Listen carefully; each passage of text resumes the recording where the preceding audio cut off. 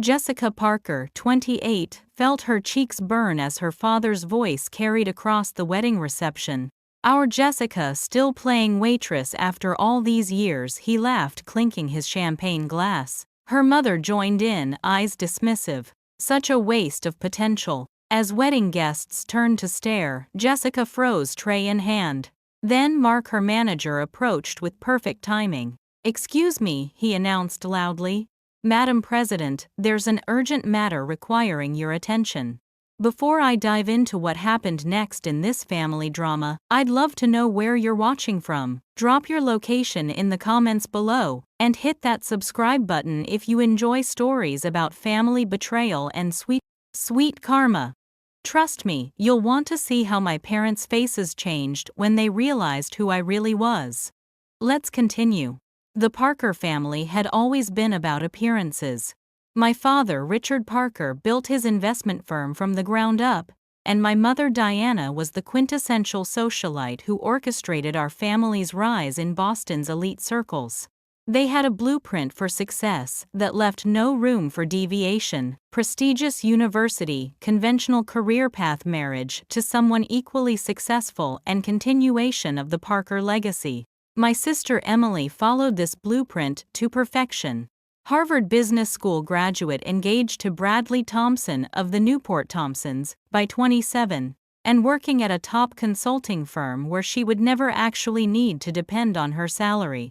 Her wedding was the culmination of everything my parents had worked for, a merging of two proper families, cementing their social standing.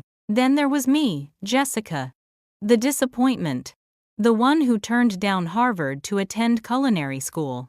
"Cooking is for the help, Jessica," my mother had said when I announced my decision during my senior year of high school.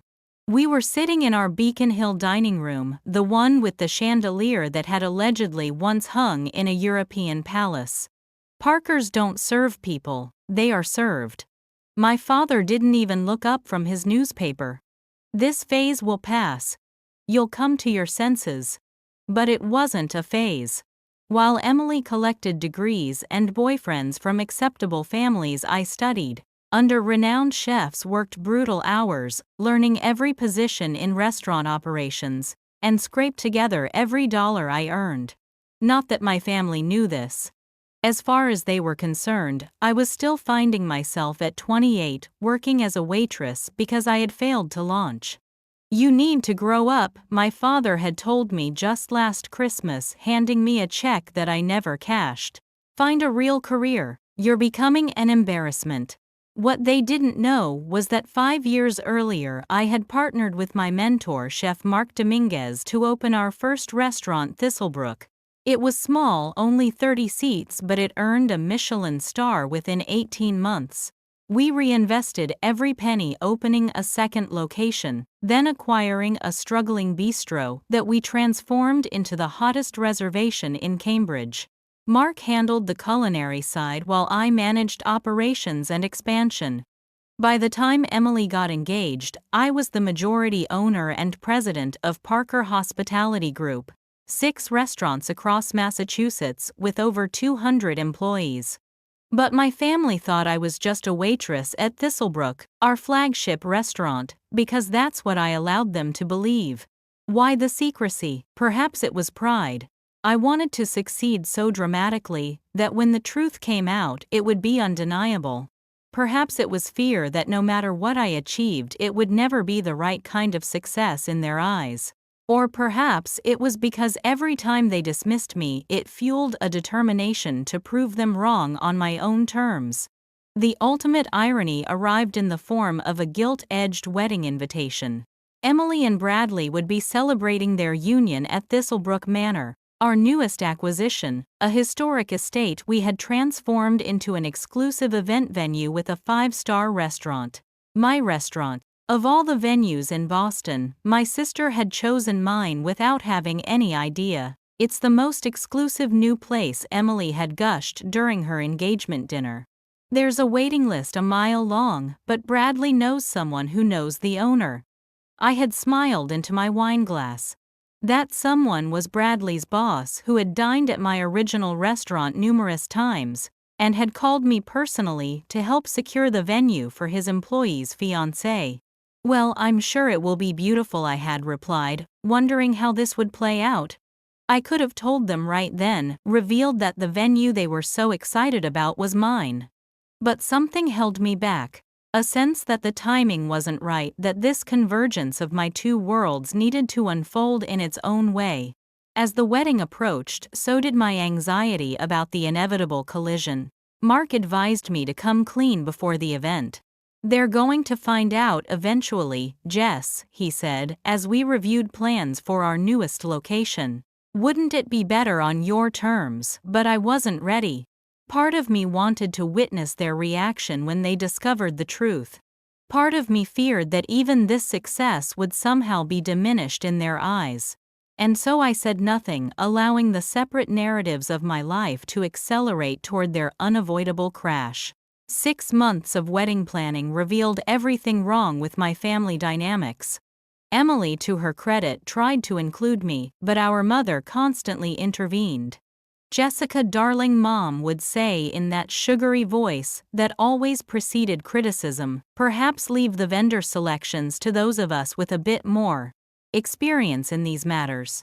What she meant was, leave it to those with money and status. Little did she know that when the florist gave them a special rate, it was because I had called ahead.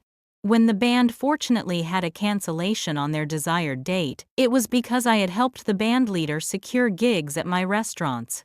I worked silently behind the scenes, smoothing Emily's path while maintaining my cover. The real challenge began when Emily and Bradley visited Thistlebrook Manor for their final venue walkthrough. I had scheduled myself to be at our Cambridge location that day, sending Mark to handle it. But plans changed when our pastry chef had an emergency. "I need to be there for the cake tasting," I told Mark over the phone, pacing in my office. "Can you handle the Parker wedding details without me?" There was a pause. "You realize you're playing with fire, right? What if they see you? I'll stay in the kitchen. They'll never go back there." But as luck would have it, Emily, always the perfectionist, insisted on touring every inch of the venue, including the kitchens. I was elbow deep in buttercream when the door swung open. I ducked behind a rack of cooling racks, watching through the metal shelves as Mark smoothly guided them through. "Our executive chef is very particular about her domain," he explained, blocking their path to where I was hiding. "I just want to make sure everything is perfect," Emily said. "My sister would appreciate the attention to detail if she were here. She's a waitress actually, though our parents wish she would find a more suitable career." The familiar sting of those words hit me, but I also caught something new, a hint of defensiveness in Emily's voice. Bradley squeezed her hand. "Your sister seems cool to me. At least she's doing something she enjoys." "Yes, well," my mother interjected, "there's enjoying oneself, and then there's building a future." Jessica has always struggled with understanding the difference. I bit my lip so hard I tasted blood. Mark's eyes darted to my hiding place, and I could see him contemplating whether to blow my cover right then. I gave a slight shake of my head. "Not yet." After they left, Mark confronted me. "This has gone far enough, Jess. You're the most successful restaurateur under 30 in New England. You've built something extraordinary. Why are you hiding it from them?" I wiped buttercream from my hands, considering his question. "Because the moment they know, it changes everything. Right now I know exactly who they are and how they see me. Their reactions are pure, unfiltered by the knowledge of my success." "That sounds more like a psychological experiment than a family relationship," Mark observed. Perhaps he was right, but something in me needed to see if my parents could ever value me for who I was, not what I had achieved. If they couldn't respect Jessica the waitress, did I want the respect they would suddenly offer Jessica the successful business owner? As the wedding drew closer, I found myself in increasingly precarious situations. At the rehearsal dinner held at a competitor's restaurant, thankfully, Emily's fiancé mentioned loving Thistlebrook's famous bourbon bread pudding. "I know the chef who created that dessert," I said without thinking. My father's head snapped up. How would you know the chef? Do you eat there on a waitress's salary? I recovered quickly. I served him once at the restaurant where I work. He mentioned creating it. My mother sighed dramatically.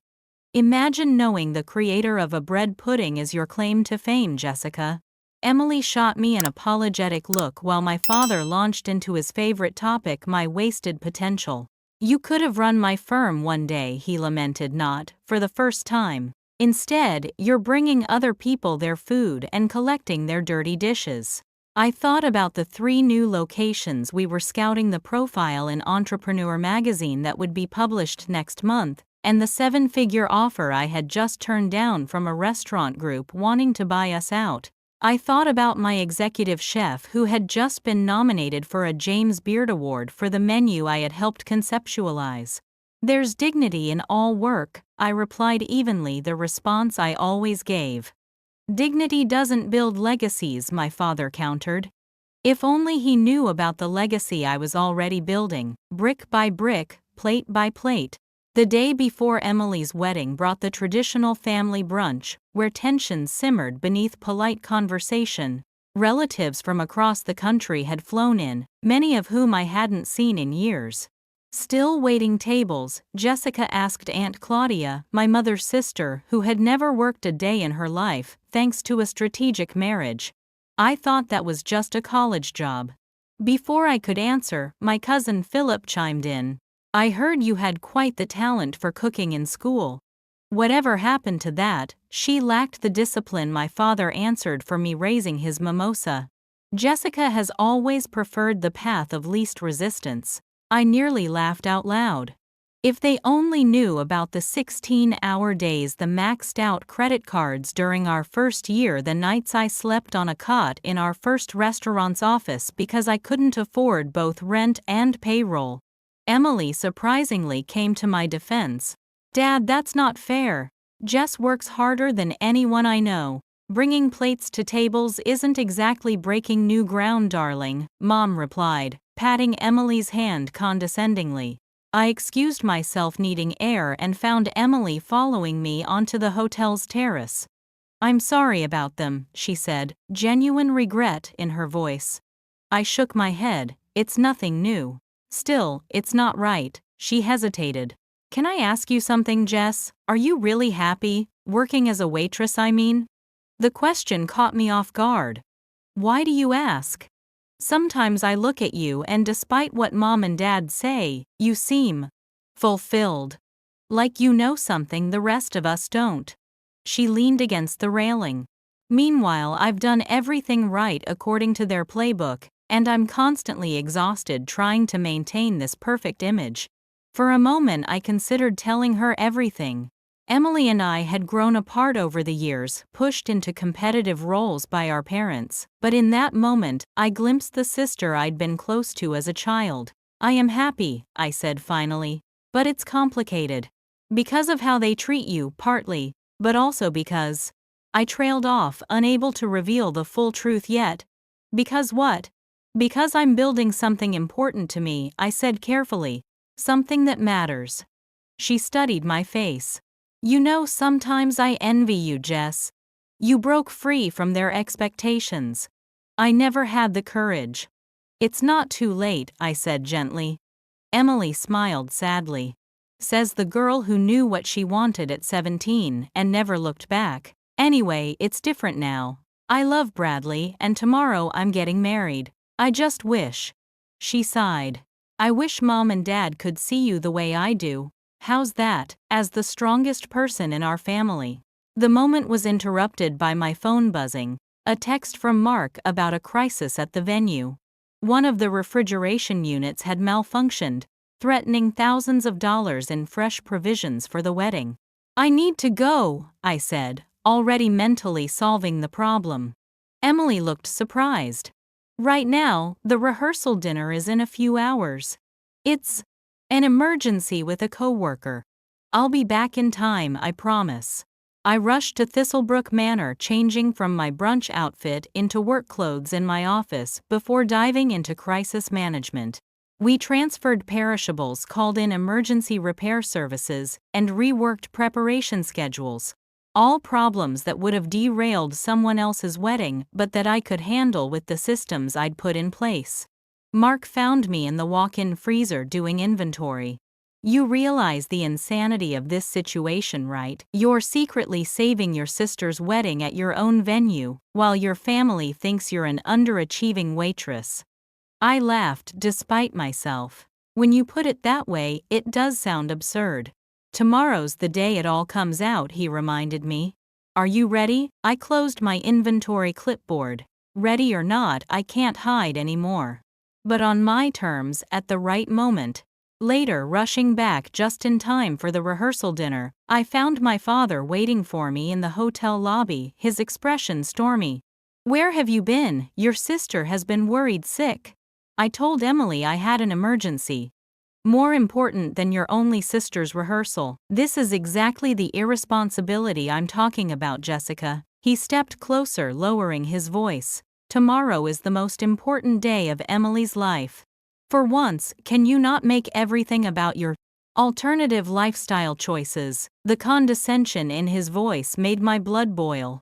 My lifestyle choices paid for my apartment and my life without any help from you for the past decade.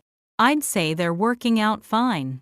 Bringing food to tables is hardly a career to be proud of. I looked at my father. Really looked at him. And realized something I'd never fully acknowledged before. He wasn't just disappointed in me, he was threatened by my independence, by my refusal to need his money or connections. Maybe pride isn't about what you do, I said quietly, but how you do it.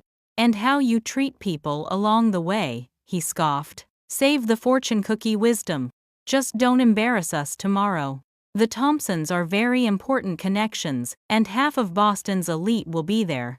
Little did he know just how many of Boston's elite already knew me, not as Richard Parker's disappointing daughter, but as the woman who had created the restaurants where they now clamored for reservations. As we headed into the rehearsal dinner, I caught Emily watching our exchange with a troubled expression. Tomorrow, everything would change. My dual life would collapse into one reality. I just hoped our family could survive the revelation.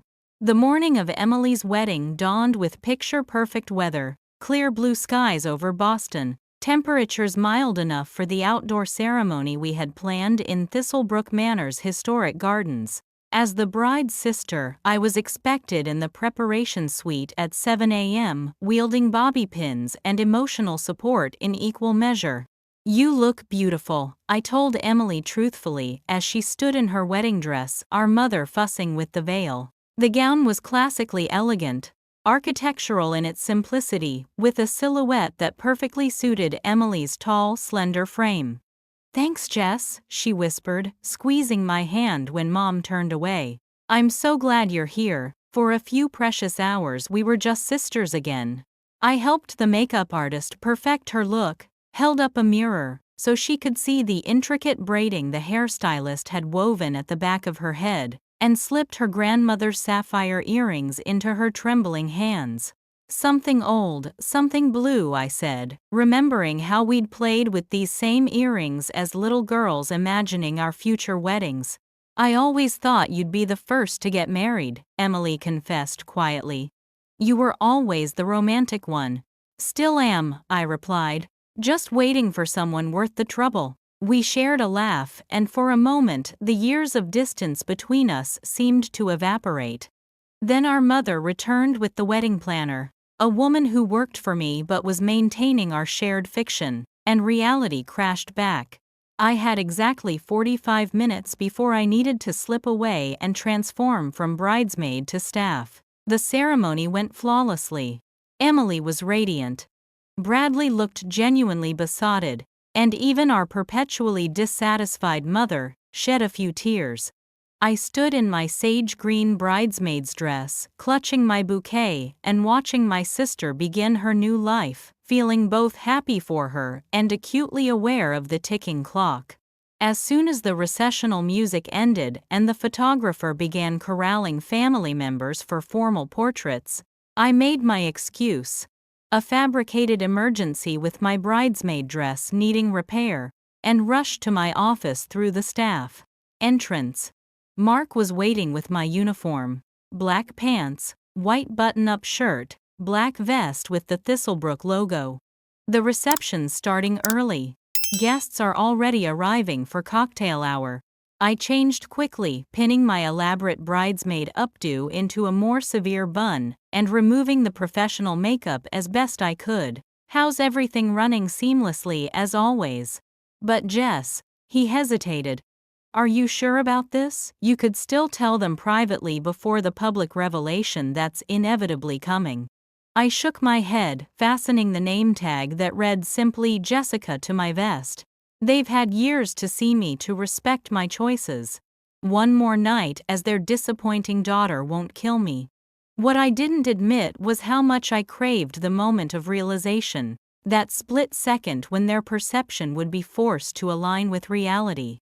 Maybe it was petty, maybe it was even cruel, but after years of condescension, I wanted my vindication to be absolute. The reception was in full swing when I emerged onto the floor. I had assigned myself to the families section, a decision that even Mark questioned, but I had my reasons. I spotted my father deep in conversation with Bradley's father, no doubt discussing market forecasts and portfolio diversification. My mother was showing off Emily's ring to a circle of envious friends, her voice carrying across the room as she detailed the diamond's impressive specifications. I approached with a tray of champagne flutes, professional smile firmly in place. Champagne. My mother turned the recognition, taking a moment to settle across her features. Her eyes widened in horror. Jessica, what are you doing? My job, I answered, simply offering the tray. My father's head whipped around at my mother's exclamation. His face flushed dark red almost instantly. What is the meaning of this? He hissed, stepping closer. Where is your bridesmaid dress? The photographer is looking everywhere for you. I've already arranged for the photographs to continue without me, I replied calmly. Emily understands. This was a lie. Emily had no idea, but I knew my sister would be too wrapped up in her celebration to notice my brief absence. You work here. My mother's voice had risen an octave, drawing attention from nearby guests. At your sister's wedding venue, yes. How could you embarrass us like this? My father grabbed my arm, nearly toppling the champagne tray. On today of all days, I maintained my composure, gently extracting myself from his grip. I'm simply doing my job, Dad. Your job, he scoffed, loud enough now that guests at adjacent tables were turning to watch. Serving drinks to your social betters. Is this really the height of your ambition, Jessica? To wait on your own family? Each word landed like a physical blow, but I stood my ground. Years of business negotiations had taught me to maintain my dignity under pressure. Richard, my mother urged, not here. But my father was past the point of discretion, his face contorted with a mixture of anger and what I now recognized as deep embarrassment. No, Diana, let's address this. Our daughter, Harvard material, could have been anything she wanted. Chooses to be a waitress at 28 years old. And now she's serving drinks at her sister's wedding. It's beyond comprehension. Guests were openly staring now. I saw Emily across the room, her expression shifting from confusion to distress as she registered what was happening. I've always respected your choices, I said quietly. I only asked for the same courtesy. Respect. My father laughed harshly. What's to respect about this? He gestured broadly at my uniform at the tray in my hands. You're throwing your life away playing restaurant, while your peers are building real careers. Your sister has a master's degree and a husband with a future. What do you have? The ability to remember drink orders. I saw Emily beginning to make her way through the crowd toward us, panic in her eyes. This was spiraling out of control faster than I had anticipated, becoming the scene I had never wanted to create at her wedding. But before I could respond, I heard a familiar voice behind me. Excuse me, Mr. Parker. Mark had appeared at my side, his posture impeccable in his management suit, his voice carrying with practiced authority. My father barely glanced at him. This is a family matter. Please give us a moment. I'm afraid I must interrupt. Mark continued smoothly. There's an issue requiring Madam President's immediate attention. The words hung in the air, for a beat of profound silence. What did you call her? My mother asked, her social smile frozen in place. Mark turned to me with perfectly feigned deference. I'm terribly sorry to disturb you, Miss Parker, but the mayor is asking for you specifically. He wanted to thank you personally for hosting his daughter's birthday last month. The expressions transforming my parents' faces were exactly what I had imagined in my darkest, most vindictive fantasies. Confusion giving way to disbelief, then dawning comprehension. Around us, several wedding guests were watching with increasing interest, a few with knowing smiles. I recognized the Blanchards, who had been investors in my third restaurant, and the Smithfields, who had celebrated their 40th anniversary at our Cambridge location just last month. Jessica is the president and owner of Parker Hospitality Group. Mark continued pleasantly, as though he was sharing widely known information, which includes Thistlebrook Manor and 5 other premier dining establishments across Massachusetts. Surely you knew. I want to pause right here at this turning point and ask, have you ever had a moment where your family completely misjudged you, only to be proven wrong in the most satisfying way? If you're enjoying this family and revenge story so far, please hit that like button and subscribe to see more stories about karma and family dynamics. The look on my parents' faces in that moment was absolutely priceless, and I can't wait to tell you what happened next. But first, let me know in the comments if you've ever been underestimated by someone who should have believed in you. Now let's get back to that catastrophic wedding reception. The silence that followed Mark's announcement seemed to stretch for eternity. My father's mouth opened and closed without producing sound, like a fish suddenly finding itself on dry land. My mother's perfect posture slackened for perhaps the first time in her adult life. That's not possible. My father finally managed, his voice uncharacteristically weak. Oh, but it is, came another voice. Bradley's father, Charles Thompson, stepped forward with a broad smile. Jessica's quite the local success story. When Bradley mentioned his fiancée's last name was Parker, I wondered if there might be a relation to the Jessica Parker who's revolutionizing Boston's dining scene. My mother turned to him, social reflexes kicking in despite her shock. You know Jessica? Know her? Charles laughed. My firm tried to bring her on as a client last year, but she's very particular about her financial advisors.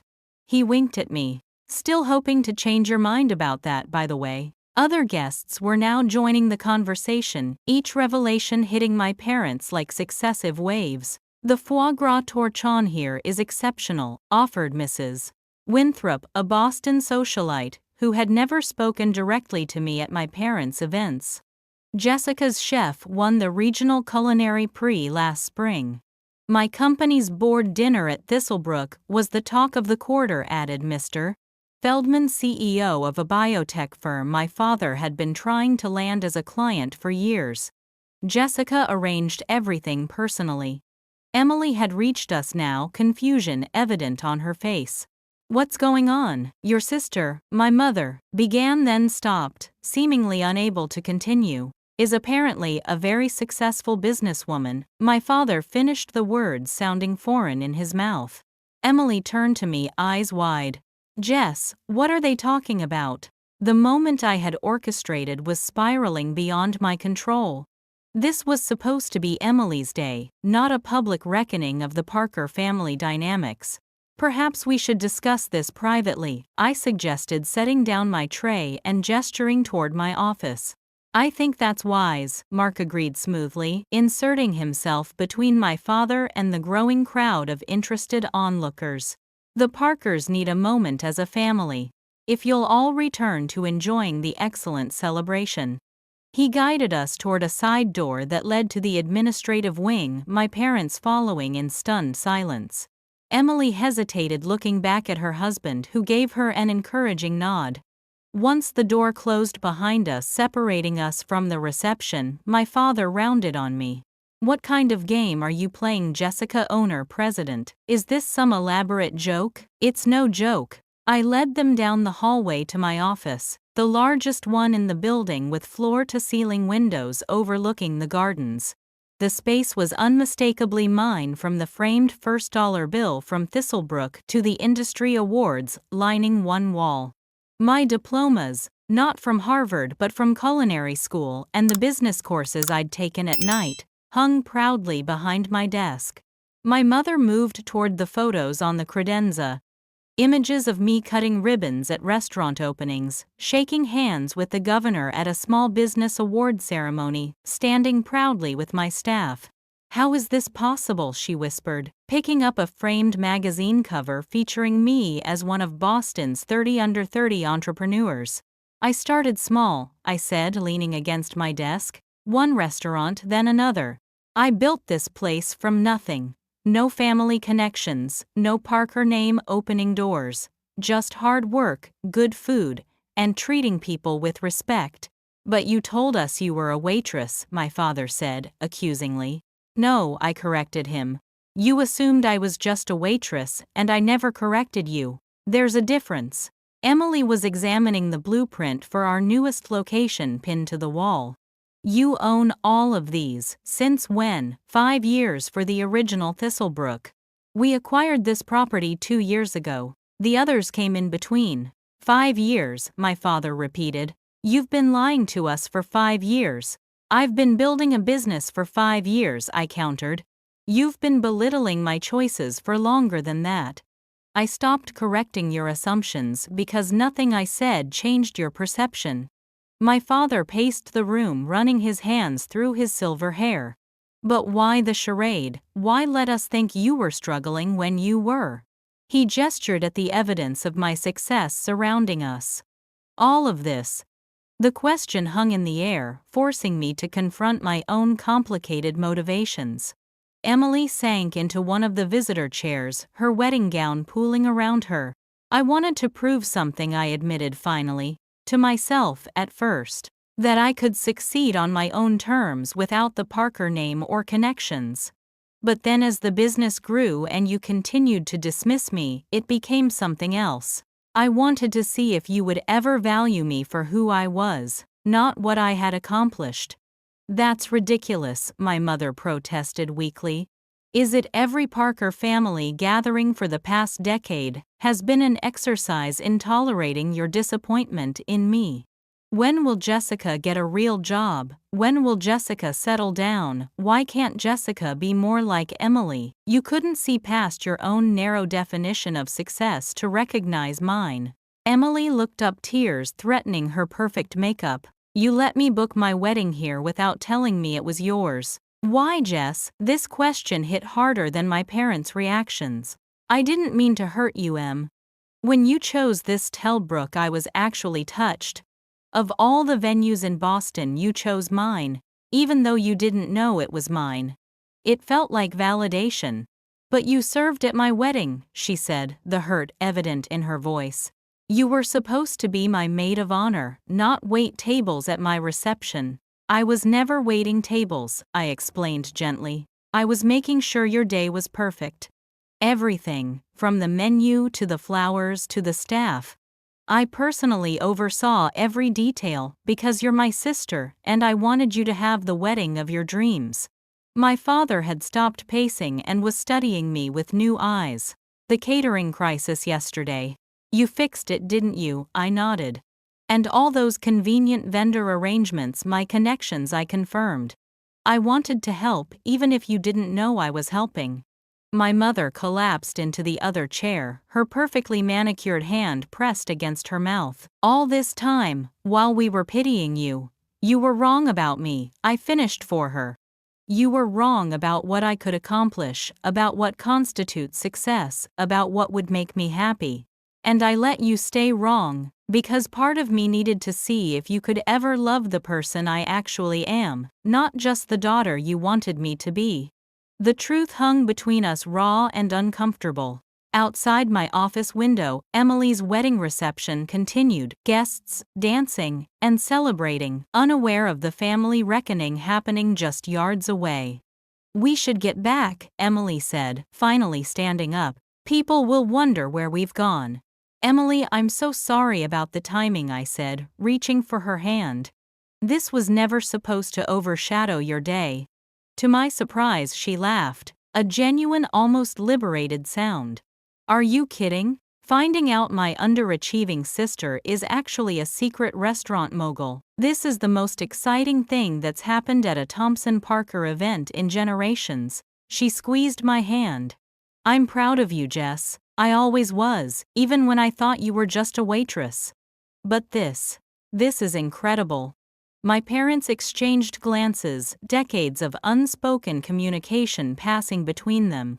My father straightened his tie, reassembling his dignity. We should return to the reception before the rumors start flying. Too late for that, I said with a wry smile. Boston society lives for this kind of drama. As we prepared to rejoin the celebration, my mother paused at the door. Jessica, she said hesitantly, what you've built here, it's quite impressive. It wasn't an apology, but from Diana Parker, it was unprecedented acknowledgement. I simply nodded, unwilling to make it easier for them just yet. One more thing, my father added, his businessman instincts apparently recovering from the shock. What did you mean by Parker Hospitality Group? You're using our family name. I couldn't help but smile at the irony. Turns out the Parker name opens doors after all. Just not the way you imagined it would. The remainder of Emily's wedding reception unfolded like a scene from a particularly dramatic play. We returned to the party where curious glances and whispered conversations followed our reappearance. The story had spread rapidly among the guests. The shocking revelation that the black sheep daughter was actually the successful owner of this prestigious venue. Emily, to her credit, handled it beautifully, laughing it off as the best wedding surprise ever, and directing attention back to her new husband. My parents maintained their social composure, years of practice at hiding their true feelings serving them well. But I could see the calculations happening behind my father's eyes. Later that night, after the newlyweds had departed for their honeymoon suite, my parents requested a meeting. We gathered in my office again, the festive sounds of the last departing guests filtering through the closed door. I think we need to have a frank conversation, my father began, sounding more like he was opening a board meeting than a family discussion. Clearly there have been misconceptions. That's one way to put it, I replied, pouring myself a glass of the expensive whiskey I kept for special clients. Why didn't you come to me when you were starting out? He asked, genuine confusion in his voice. I could have helped you, invested in your first restaurant, introduced you to the right people. It was so perfectly characteristic of him to immediately look for how he could have inserted himself into my success story. That's exactly why I didn't tell you, I explained. This needed to be mine, not another Parker family enterprise. But we're your family, my mother protested. Families help each other, do they? I raised an eyebrow. You cut off my tuition when I chose culinary school over Harvard. Dad refused to co-sign my first apartment lease because he didn't support my lifestyle choices. You both made it abundantly clear that if I wasn't going to follow your approved path, I was on my own. They exchanged uncomfortable glances. The truth had always been there, but never spoken so directly. We wanted what was best for you, my father insisted. No, you wanted what fit your narrative about our family, I corrected him. There's a difference.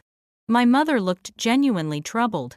We never meant to make you feel unvalued. And yet you did consistently for years. You know the irony. Everything you wanted for me, financial success, recognition, respect in my field, I've achieved all of it. But because it didn't look the way you expected, you couldn't see it. My father, ever the pragmatist, tried a different approach. Well, what's done is done. The important thing is where we go from here. Your group is clearly successful. Have you considered taking it public? I know several underwriters who would. Dad, I interrupted, this isn't a business meeting. We're talking about why our family fractured, not my IPO strategy. He looked genuinely puzzled, and I realized with a pang of sadness that he might be incapable of separating the two. Business and family had always been intertwined in his mind. "There's something else you should know," I said after a moment, deciding they deserved the full truth. "I've been offered $30 million for the restaurant group." Their eyes widened simultaneously. "Are you selling?" my father asked, instantly alert. "I haven't decided. But I wanted you to understand the scale of what I've built. Without your help, without your connections, without your name opening doors." My mother's perfect posture finally crumbled as she sank deeper into her chair. $30 million, she whispered. My father's reaction was more complex. I saw calculations, reassessment, and, most surprisingly, something that looked like genuine respect flickering across his face. "I underestimated you," he admitted, finally. "We both did." "Yes, you did," I agreed, not softening the blow.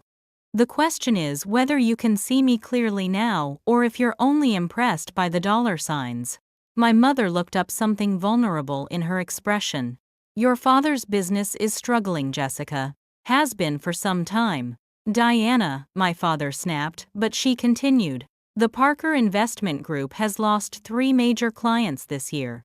The Thompsons' connection was supposed to help turn things around." She laughed hollowly. "The irony of you being the successful Parker while we've been pretending." This revelation hit me like a physical blow. My parents' lifestyle had always seemed untouchable, their financial security absolute. "Is that true?" I asked my father. He straightened defensively. "It's a temporary setback. The market has been volatile and a few investments didn't perform as expected. We'll recover." But I recognized the look, the same desperate optimism I'd seen in struggling restaurant owners before they sold to our group. "How bad is it?" "We're not here to discuss my business," he deflected. "Why not? You've certainly felt entitled to criticize mine for years," I countered. "Is this why you've been pushing Emily to marry into the Thompson family? A business alliance disguised as a love match?" "That's unfair," my mother protested. "Emily and Bradley love each other." But the timing was convenient. I pressed, watching my father's expression carefully. He wouldn't meet my eyes. "The connection hasn't hurt," he admitted finally. "The pieces fell into place.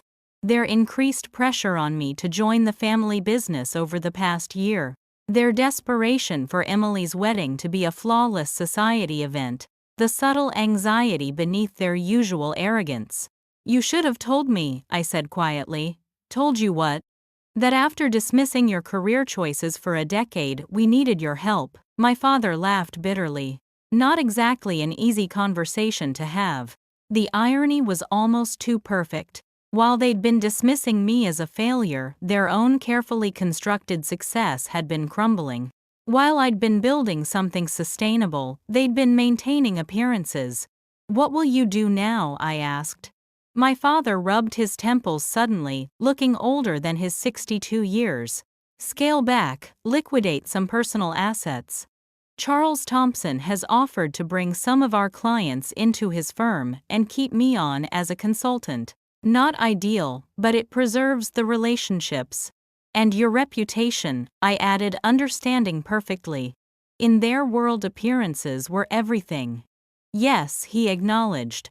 "Though after tonight's revelation, I imagine there will be plenty of discussion in certain circles about the Parker family dynamics." "Let them talk," my mother said, with unexpected steel in her voice. "Our daughter is a successful entrepreneur. That's something to be proud of, even if we came to that recognition embarrassingly late." Her words, perhaps the first genuine maternal pride I'd heard in years, landed like a balm on old wounds. But they didn't erase the past. "Where do we go from here?" I asked, voicing the question hanging between us. My father looked at me directly, businesslike, even in this family crisis. "That depends. Are you interested in some form of collaboration? Your restaurants are clearly thriving. Perhaps there's a way to leverage that success." Even now he was looking for an angle. I might have been offended if it wasn't so predictably him. "Dad, I'm not going to rescue your investment firm," I said gently. "That's not the kind of reconciliation I'm looking for." Then what do you want? He asked, genuine confusion in his voice.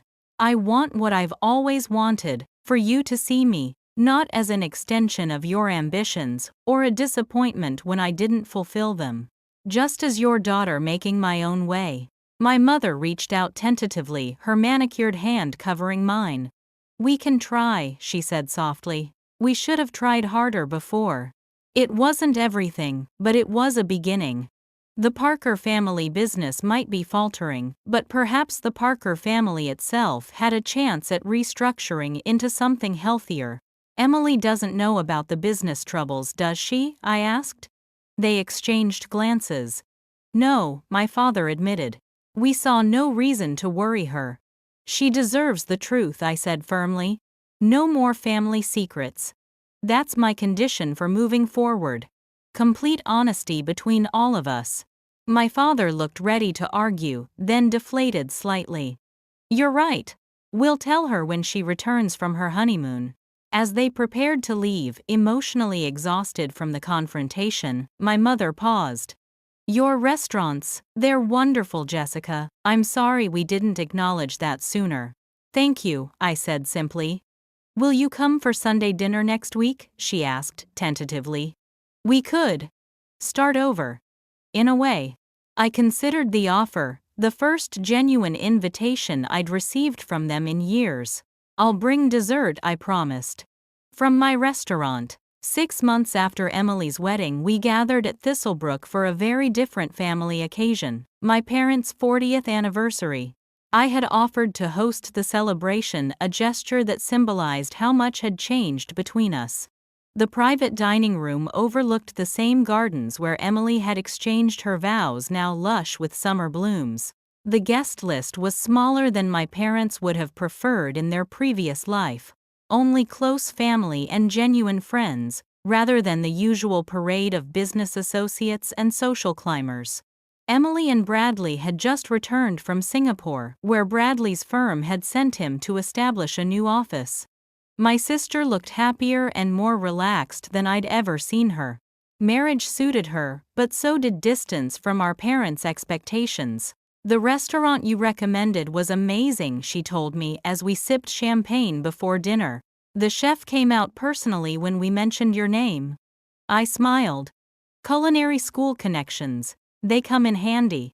I still can't believe I never knew about your empire all those years, she shook her head. Some sister I was. We were both playing the roles we thought we had to play, I said, watching as my father chatted amiably with Mark across the room. You were the perfect daughter, and I was the disappointment. It didn't leave much room for authentic connection. Well, I'm done with roles, she declared. Bradley and I are talking about me starting my own consulting practice in Singapore instead of joining another big firm. Something more aligned with what I actually want. The Parker women charting their own courses, I clinked my glass against hers. Who would have thought? My father approached, looking more relaxed in semi-retirement than I could ever remember. The transition hadn't been easy, selling his company to Charles Thompson's firm, accepting a ceremonial advisory position, downsizing to a smaller home, but the collapse of pretense had been oddly liberating for him. The chef tells me you've finalized the menu for the new Chicago location, he said, making an effort to engage with my business on its own terms. Bold move, expanding to a new market. The Midwest is ready for our concept, I replied. We've had investors approaching us from Chicago for over a year. He nodded thoughtfully. Your mother and I were thinking of visiting Chicago this fall. Perhaps we could see the new place. The tentative offer, to actually participate in my world rather than criticize it from afar, represented months of small steps toward reconciliation. I'd like that, I said sincerely. You could stay in the apartment above the restaurant. It has a great view of the lake. My mother joined us, elegant as ever, though her wardrobe now came from more modest boutiques. What are we discussing? Chicago, my father replied. Jessica's new venture. Wonderful, she said, and the genuine enthusiasm in her voice still surprised me. I've been telling my book club about your expansion. Margaret's son is at Northwestern and she's hoping you'll save them a table when they visit him. The casual pride in her tone, my mother actually bragging about my accomplishments to her friends, was a change I was still adjusting to. For years I had been the subject she avoided. Now she collected articles about my business and kept a scrapbook of my press mentions. Mark signaled that dinner was ready and we moved to the beautifully set table. As we settled in, I took a moment to appreciate the scene. My family gathered in my restaurant, celebrating not just my parents' marriage, but also our newfound ability to see and accept each other. A toast I offered, raising my glass. To 40 years of partnership and to new beginnings. To the Parker family, my father added, and to lessons learned, however belatedly. We clinked glasses, the simple gesture sealing an unspoken understanding between us. The road to true reconciliation was still ongoing, but we had found our way to a new equilibrium. One based on truth rather than expectations. After dinner, as dessert was being served, my father cleared his throat. "Your mother and I have an announcement," he said, looking uncharacteristically nervous. "We've been doing some thinking about the future." Emily and I exchanged curious glances. "We've decided to establish the Parker Family Foundation," my mother continued, "focused on entrepreneurial education for young people, without traditional advantages." I stared at them in surprise. This was the first I'd heard of any foundation. "We've set aside a portion of our remaining assets," my father explained, "and we're hoping that both of you might consider contributing not just financially but with your expertise." Emily's background in business strategy and Jessica's experience building something from nothing. Together, you have so much to offer others starting their journey. It was perhaps the most selfless thing I'd ever heard from my parents. Using their resources not to maintain appearances or social position, but to help others find their own paths. "We thought we knew everything about success," my mother said softly, "what it looked like, how to achieve it. But Jessica taught us that success comes in many forms, and often from unexpected directions. The foundation is our way of acknowledging that," my father added, "and of making something positive from misguided assumptions." The gesture moved me deeply. Not just the foundation itself, but the implicit acknowledgement of their mistakes and the desire to help others avoid similar family fractures. "I think it's a wonderful idea," I said sincerely. "I'd be honored to participate." "Me too," Emily agreed. "Though I'm hardly an expert on forging my own path." "You're learning," I told her. "We all are." Later that evening, as the celebration wound down, I found myself alone with my father on the terrace. The summer night was warm, the gardens below illuminated by tasteful landscape lighting. "Did you ever imagine this?" he asked, gesturing vaguely at the restaurant, the gathering inside, the changed dynamics between us. "When you were starting out, defying our expectations, did you picture us here?" I considered the question carefully. Honestly, no. I expected to succeed in business. I've always been your daughter in that regard, determined to the point of stubbornness. But I didn't think we'd find our way back to being a family. Not like this. "I underestimated you in every possible way," he admitted. "As a businesswoman, as a daughter, as a person. It's the greatest mistake of my career, and my life." "We can't change the past," I said. "But the future is still unwritten." He nodded thoughtfully. "The Parker Hospitality Group is making quite a name for itself. Might even overshadow the old Parker investment name before long." "Would that bother you?" I asked candidly. He considered the question, then smiled with surprising warmth. "No. It would make me proud. Different from what I imagined, but proud nonetheless." It was perhaps the most honest moment we'd ever shared. Acknowledgement of both what was lost and what remained possible. Inside, Emily was showing my mother photos from Singapore on her phone, both of them laughing at something Bradley had apparently done on their trip. The scene was ordinary yet extraordinary in the context of our family history. Genuine connection replacing performance and expectation. The journey from Emily's wedding day revelation to this moment of authentic family connection had been neither simple nor straightforward. There had been difficult conversations, old wounds reopened before they could properly heal, moments when the weight of history threatened to pull us back into established patterns. But we had persevered, each of us changing in ways large and small, learning to see each other clearly, perhaps for the first time. My parents would never fully understand my choices, just as I would never fully embrace their values. Emily would always navigate between worlds, balancing what she wanted with what others expected. We remained imperfect, complicated people bound by blood, but also by new mutual respect. As for me, I had found something I hadn't realized I was seeking. Not just success on my own terms or vindication of my choices, but reconciliation that didn't require surrender of my authentic self. The waitress's daughter and the restaurant president could coexist, neither diminishing the other. When the evening ended and my family departed, my parents to their new, more modest home, Emily and Bradley to their hotel before returning to Singapore, I remained behind, walking through my flagship restaurant as the staff cleaned up. This place had been my refuge, my challenge, my proving ground. Now it was also a bridge back to my family, not as I had once desperately wanted their approval, but as equals meeting on common ground. Some lessons can only be learned through conflict, some truths only revealed through crisis. The humiliation at Emily's wedding had been both catastrophe and catalyst. Painful but necessary to break patterns too entrenched to address through gentler means.